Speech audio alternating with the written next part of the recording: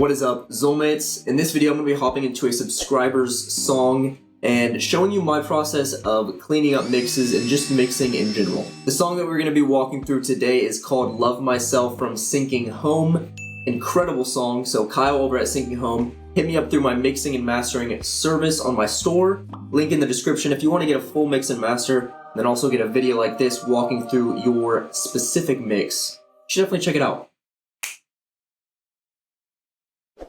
Let's hop into the song. Hello Ableton, you are looking immaculate.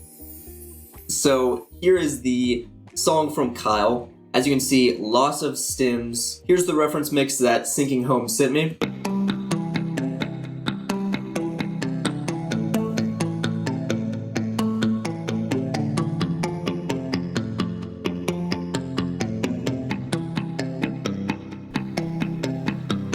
I dwell on memories and words I said that I can never change.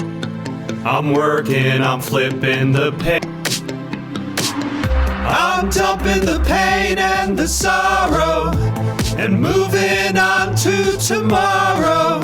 After hearing this reference, got a lot of ideas going, and Sinking Home said that the main influence would be Bleachers, so Jack Antonoff, the GOAT.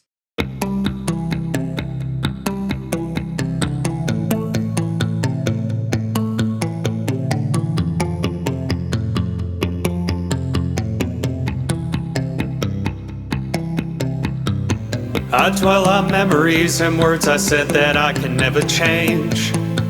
I'm working, I'm flipping the page, but I'm stuck in the past. I'm staying up at night pondering my wrongs and my rights, and all of the sleepless nights. It's time I give up the fight. Dumping the pain and the sorrow and moving on to tomorrow. I'm gonna be somebody else. I absolutely love this track. The link is in the description. It is on SoundCloud. You should definitely check it out. So my process in mixing when I'm cleaning up mixes is I like to go through the tracks one at a time. If you solo a track because you really want to get a certain sound to it, once you bring in all of the other tracks, it's not going to have the same sound. So the only way that you're going to get the sound that you want is if you mix it in relation to all of the other tracks. So the first thing I do when I mix full songs is I separate the beat and the vocals. As you can see, we have the vocals up here if we solo these. I'm dumping the pain and the sorrow. This is on a separate project because I want to keep the CPU light, so we will hop into those soon. And then I'm just going to go through these tracks one at a time. We've got the guitar.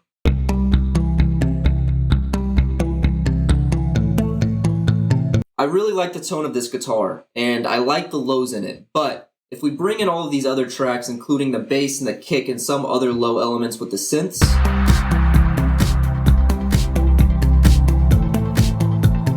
the lows from the guitar kind of get in the way of the other tracks. So one of the most important things about mixing is having each track focused on their own EQ range, so keeping the frequencies very even. And although I like these lows on the guitar, it gets in the way of the other tracks. So if we throw in these audio effects,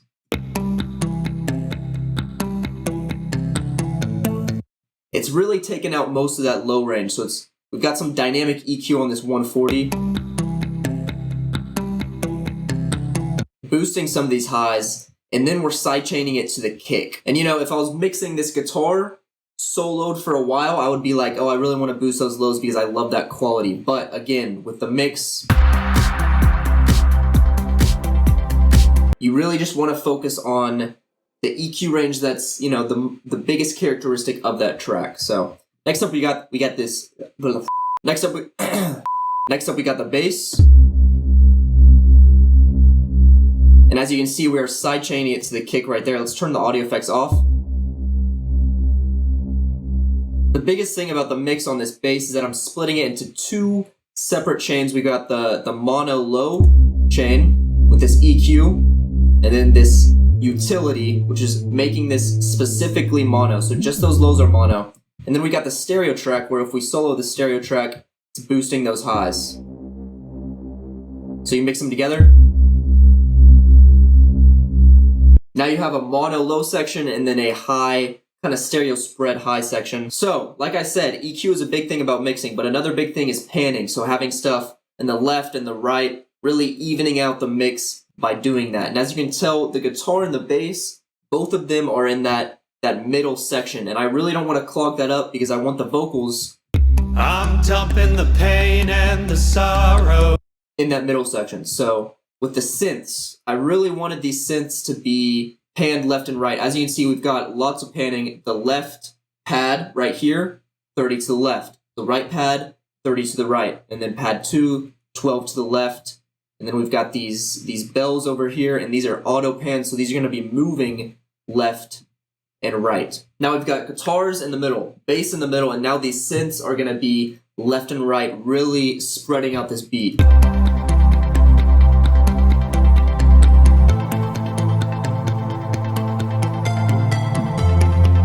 If we press A, turn on the automation, as you can see, this pad right here in the chorus, it's going to be 30 to the left. But in the verse, it's right down the middle, and a lot louder. And that's because in the verse, there's not, drums, synths, bells, bass. There's just this pad and just this guitar and the vocals. In the chorus, there's so many elements that this pad is no longer going to be a prominent aspect of the beat. And again, that's what happens when you mix in relation to other tracks. So if I was just soloed on this pad, I would be like, oh, I want this to be louder. But once we have all of the tracks in, you realize that we got to carve out more space. This needs to be an addition to the beat, not, a spotlight of the beat.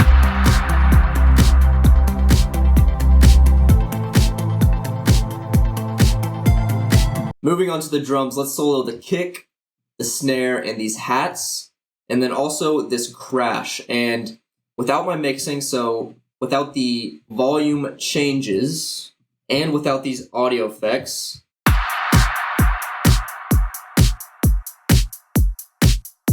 a really cool drum beat. I like it. I like the energy. But again, in relation to, the whole beat,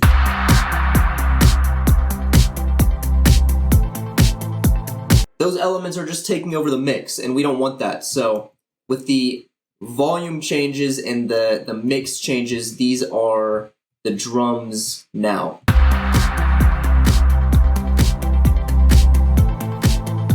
So we lowered these hats by 21 dBs, which is a huge change. And yeah, I think panning is a huge thing for drums. As you can see, our hats are 12 to the left. This open hat right here, 30 to the right. And then we throw in these toms. Hello, Ableton again. You are looking immaculate again. Here's the vocal track. We got the beat down here. There we go. And then we got all of the vocal takes. So as you can see, we've got multiple vocal tapes. The more takes, the better. With these vocals, usually, always, you want one prominent vocal, and that's going to be this main vocal track right here. I dwell on memories and words I said that I can never change. And then we've got the doubles. This group right here, we've got one vocal, 35 to the right, one vocal, 35 to the left. If we solo these, I dwell on memories and words I said that I can never. It's the same exact verse, but Kyle recorded it again so we could do 2 extra vocal tracks and then mix that with the main vocals. I dwell on memories and words I said that I can never change. It just really widens the vocals without taking away from that mono presence with the main vocals. And as you can see, the doubled vocals minus 11, the main vocals only minus like 4.5. So again, you don't want the doubles to overtake the vocals. And then the vocal mix with the main vocals, we got the Melodyne just doing some slight tuning to the vocals. And then we got Vocal Rider, which is, I dwell on memories and words. It's like compression, but it's not actually compression. It's really just volume automation. And it's going to help the vocals sound consistent without squashing them with too much compression. And then we got a low cut, and then 2 compressors. If you want to learn how to do this vocal mix, then I would definitely check out this video right here somewhere. It's walking through this vocal mix, but with just Ableton stock audio effects. So you can follow this exact vocal mix. And as you can see, the more plugins that I get, I replace them with the Ableton stock audio effects if I like them. So These CLA compressors are just my favorites. I dwell on memories and words I said that. The first compression, really hard compression. Second compression, I dwell on memories. a little bit lighter. The ratio's not as deep. And then we got a de-esser. I dwell on memories and words. And then we add the reverb with an audio effect rack.